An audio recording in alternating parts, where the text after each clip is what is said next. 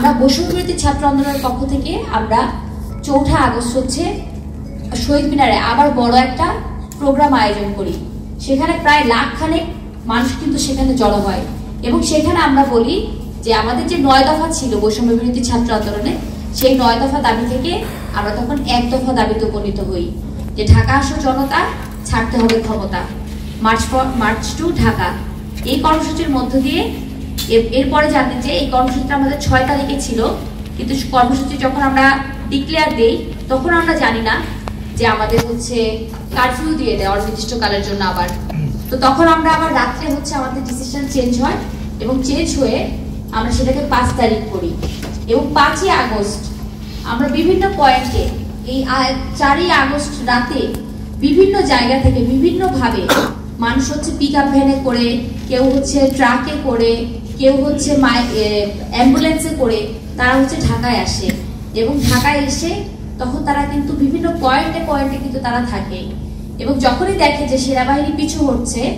তখনই কিন্তু আমরা ছাত্ররা সবাই মিলে সেই শাহবাগে যাই এবং শাহবাগে যেয়ে তখন আমরা শাহবাগে আমাদের যে বক্তব্য যে গণভবন অভিমুখে আমাদের যাত্রা এবং হচ্ছে শেখ হাসিনার পদত্যাগের দাবিতে হচ্ছে আমাদের যে পদযাত্রা সেটা শুরু হয় এবং সেই পদযাত্রার মধ্যেই আমরা সংবাদ পাই যে শেখ হাসিনা পতন হয়েছে, সে পদত্যাগ করেছে এবং সে দেশ হতে পলায়ন করেছে। তাহলে এই ছিল আসলে জুলাইয়ের যে ঘটনা। কিন্তু এর পরবর্তীতে কি ঘটেছে? এর পরবর্তীতে কিন্তু এই যে জুলাই যারা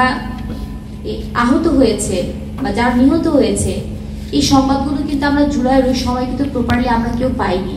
কিন্তু এর পরবর্তীতে যখন নাকি নেট হচ্ছে সচল হলো তখন কিন্তু সেই চিত্রগুলো আমাদের সামনে ভেসে আসতে থাকলো। এই যে এত এত স্টুডেন্ট যারা হচ্ছে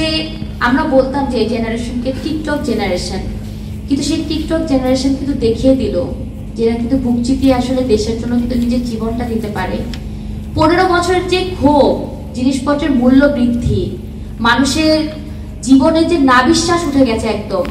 মানে মানুষ কোনো রকম খেয়ে পড়ে বাড়ছে, এখানে শিক্ষার যে ব্যয় এখানে বাড়ছে,